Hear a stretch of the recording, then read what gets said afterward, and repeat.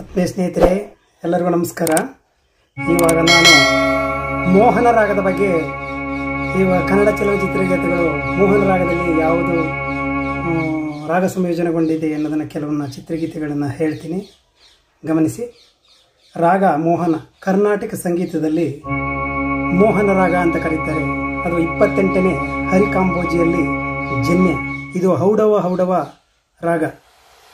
ಮತ್ತು ಹಿಂದೂಸ್ತಾನಿಯಲ್ಲಿ ಇದನ್ನ ಭೂಪಾಲಿ ಅಂತ ಕರೀತಾರೆ. ಇದು ಕಲ್ಯಾಣಿ ತಾಟ್ಗೆ ಸೇರಿದ ಜಾತಿಯಾಗಿರುತ್ತದೆ.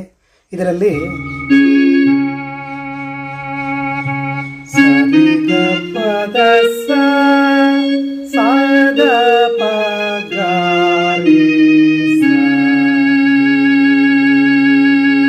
ಸರ್ಜ, ಚತುಶ್ರುತಿ ರಿಷಭ, ಅಂತರಗಾಂಧಾರ, ಪಂಚಮ, ಚತುಶ್ರುತಿ ದೈವತ, ತಾರಸರ್ಜ. ಆರೋಹಣದ ಕ್ರಮದಲ್ಲಿ ಮತ್ತು ಅವರೋಹಣ ಕ್ರಮದಲ್ಲಿ ಔಡವ 5 ಅಕ್ಷರ ಬರ್ತವೆ.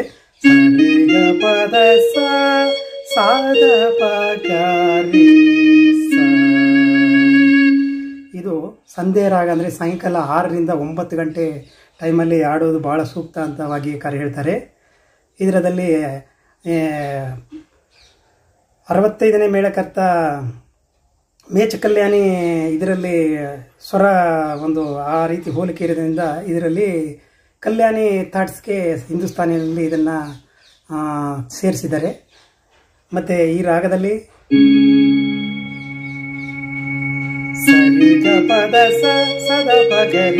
ಕನ್ನಡದ ಚಲನಚಿತ್ರ ಗೀತೆಗಳು ಕೆಲವು ಇವೆ, ಅದರ ಬಗ್ಗೆ ಹೇಳ್ತೀನಿ. ಮೊದಲನೇದಾಗಿ ಡಾಕ್ಟರ್ ರಾಜ್ಕುಮಾರ್ ಅವರು ಅಭಿನಯಿಸಿರುವ ನಾವು ಆಡುವ ನುಡಿಯೇ ಗಂಧದ ನುಡಿ ಹಾಡು, ಅದು ಇದೇ ರಾಗದಲ್ಲಿ ಆಗಿದೆ. ಬಟ್ ಕೆಲವು ಅನ್ಯ ಸ್ವರ ಪ್ರಯೋಗವಾಗ್ತದೆ. ಯಾಕೆಂದರೆ ರಾಗದ ರಸವನ್ನು ರಂಜಿಕೆ ಕೊಡಲಿಕ್ಕೆ ಅನ್ಯ ಸ್ವರ ಪ್ರಯೋಗ ಮಾಡ್ತಾರೆ. ಹಾಗೆ ಕೆಲವೊಂದು ಎಲ್ಪಿಂಗ್ ವರ್ಬ್ಗೆ ಕೆಲವು ಅನ್ಯ ಸ್ವರ ಪ್ರಯೋಗ ಆಗ್ತವೆ. ಅದನ್ನು ಟಚ್ಚಲ್ಲಿ ಎಷ್ಟು ಗ್ರಾವಿಟಿ ಬೇಕೋ ಅಷ್ಟು ಮಾತ್ರ ತಗೋಬೇಕು ಅನ್ಯ ಸ್ವರ ಪ್ರಯೋಗನ. ಹಾಗಾಗಿ 70ರಿಂದ 80% ಇದೇ ರಾಗದಲ್ಲಿ ಇರ್ತದೆ. ಅನ್ಯ ಸ್ವರಗಳು ಒಂದು 5%, ಒಂದು 10% ಇರ್ತದೆ. ಈ ಗಮನ ಇರಲಿ.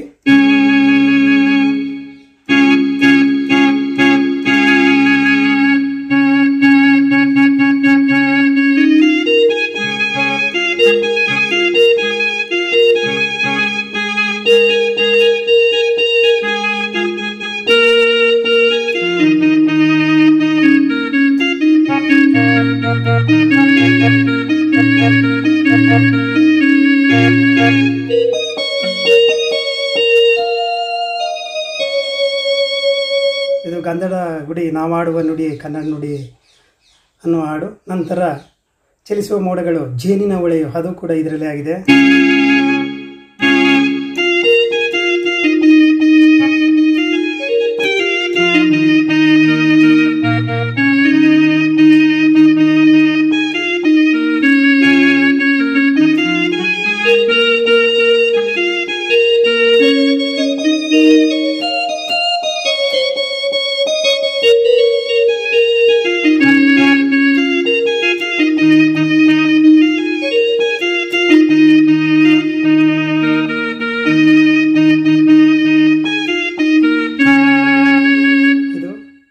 ನಂತರ ನೀವು ವಿಷ್ಣುವರ್ಧನ್ ಅವರ ಫಿಲಮ್ ನೋಡಿರಬೇಕು, ಜಯಸಿಂಹ ಟೈಟ್ಲ್ ಸಾಂಗು, ಅದು ಕೂಡ.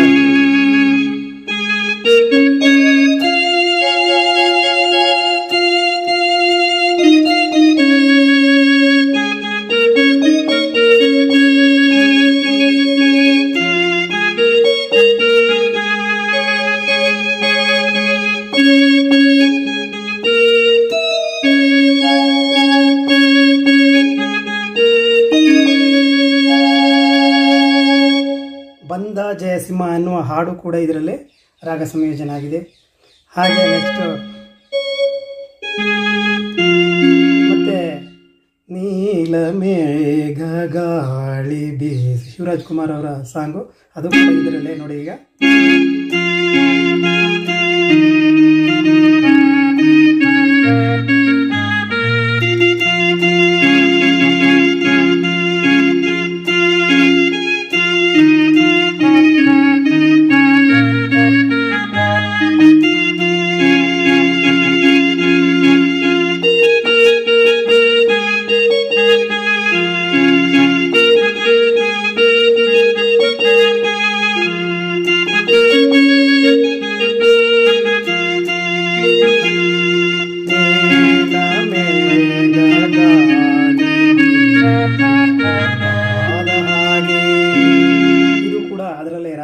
ಇನ್ನು ಮೋಹನ್ ರಾಗದಲ್ಲಿ. ನೆಕ್ಸ್ಟು ಇನ್ನೊಂದು ಈ ಹಸಿರು ಗಿರಿಯಲ್ಲಿ ಮನಸ್ಸು ಕುಣಿಯಲ್ಲಿ ಅನ್ನೋ ಸಾಂಗ್ ಇದೆಯಲ್ಲ, ಅದು ಕೂಡ ಮೋಹನ್ ರಾಗದಲ್ಲಿ ಆಗಿದೆ.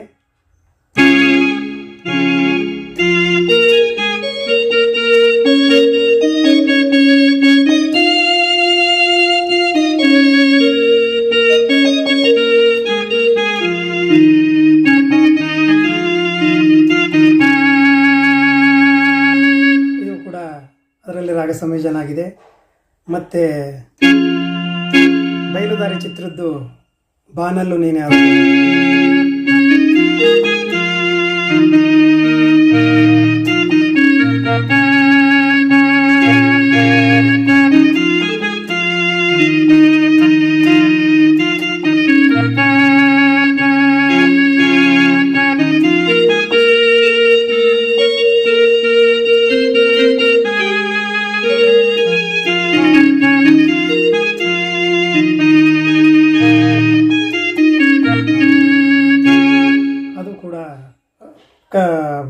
ಮೋಹನ್ ರಾಗದಲ್ಲಿ ರಾಗ ಸಂಯೋಜನೆ ಆಗಿದೆ. ಮತ್ತೆ ಇನ್ನೊಂದು ಹಳೆಯ ಸಾಂಗ್ಸು ಕೇಳಿರ್ಬೇಕು, ಈ ಸಂಭಾಷಣೆ, ಅದು ಕೂಡ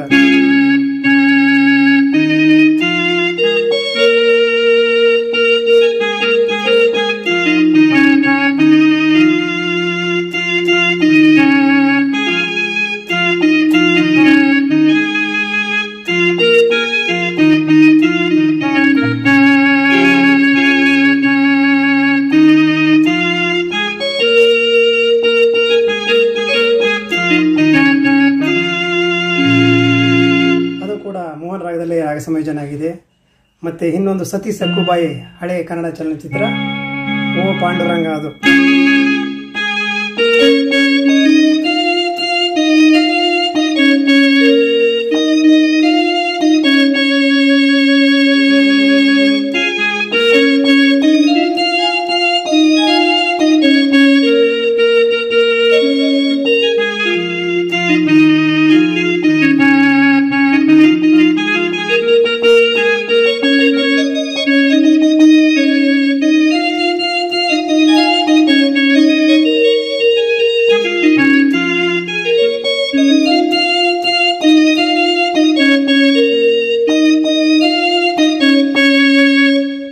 ಕೂಡ ಇದರಲ್ಲಿ ರಾಗ ಸಂಯೋಜನೆ ಆಗಿದೆ. ಮತ್ತೆ ಓಂಕಾರದಿ ಕಂಡೆ ಪ್ರೇಮನಾದವ, ನಮ್ಮೂರ ಮಂದರ ಚಿತ್ರ, ಅದು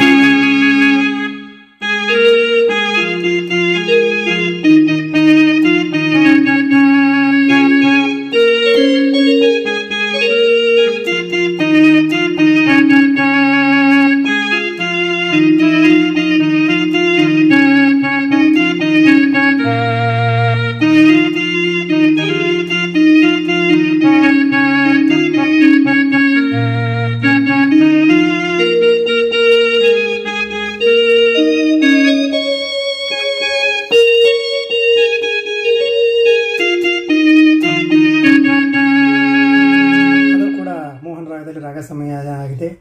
ಮತ್ತು ಇನ್ನೊಂದು ಇನ್ನು ಹತ್ತಿರ ಹತ್ತಿರ ಬರುವೆಯ ರಾಗ ಸಂಯೋಜನೆ ಇದರಲ್ಲಿ ಆಗಿರೋದು.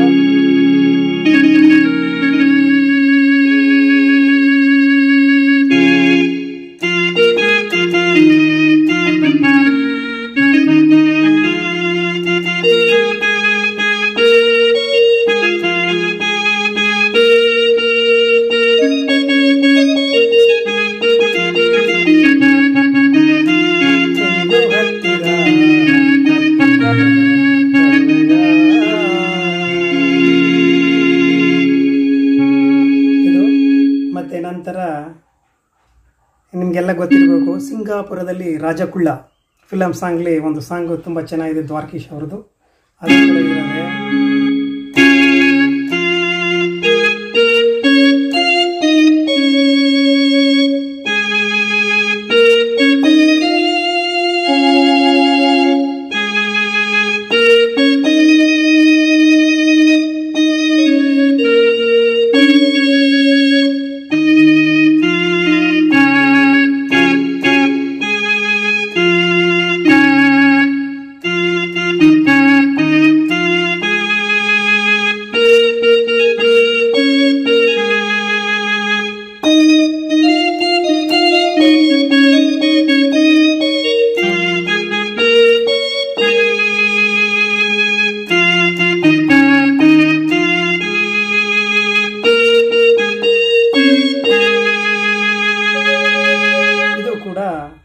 ಅದರಲ್ಲಿ ರಾಗ ಸಂಯೋಜನೆ ಆಗಿದೆ.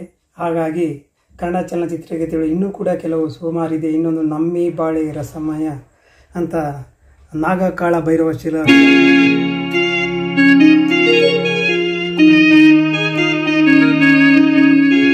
ಅದು ಕೂಡ ಇದರಲ್ಲೇ ಆಗಿದೆ. ಹಾಗಾಗಿ ಹಲವು ಚಿತ್ರಗೀತೆಗಳು ಇದರಲ್ಲಿ ಮೋಹನ ರಾಗದಲ್ಲಿ ರಾಗ ಸಂಯೋಜನೆ ಆಗಿದೆ. ತುಂಬ ಒಂದು ನೆಮ್ಮದಿ ಮತ್ತು ಸಂತೋಷವನ್ನು ಕೊಡ್ತಕ್ಕಂಥ ರಾಗ. ಈ ರಾಗವನ್ನು ಹಾಗೆ ಹೇಳಿದ್ದೀನಿ, ಪ್ರತಿಯೊಬ್ಬರು ಕೂಡ ನುಡಿಸುವಾಗ ಕೆಲವು ಅನ್ಯ ಸ್ವರಗಳನ್ನು ಪ್ರಯೋಗ ಆಗುತ್ತೆ. ಯಾಕೆಂದರೆ ರಾಗದ ರಸ ಆ ಭಾವಕ್ಕೆ ಆ ಹಾಡಿಗೆ ಜೀವ ತುಂಬಬೇಕು ಅಂದಾಗ ಅದಕ್ಕೆ ಕೆಲವು ಹೆಲ್ಪಿಂಗ್ ವರ್ಡ್ಸ್ಗಳನ್ನ ತಗೊಳ್ತಾರೆ. ಹಾಗಾಗಿ ಅದನ್ನು ತಗೊಂಡು ಹೆಲ್ಪಿಂಗ್ ವರ್ಡ್ಸ್ಗಳನ್ನ ಅದಕ್ಕೋಸ್ಕರ ಅನ್ಯ ಸ್ವರ ಪ್ರಯೋಗ ಆಗುತ್ತೆ.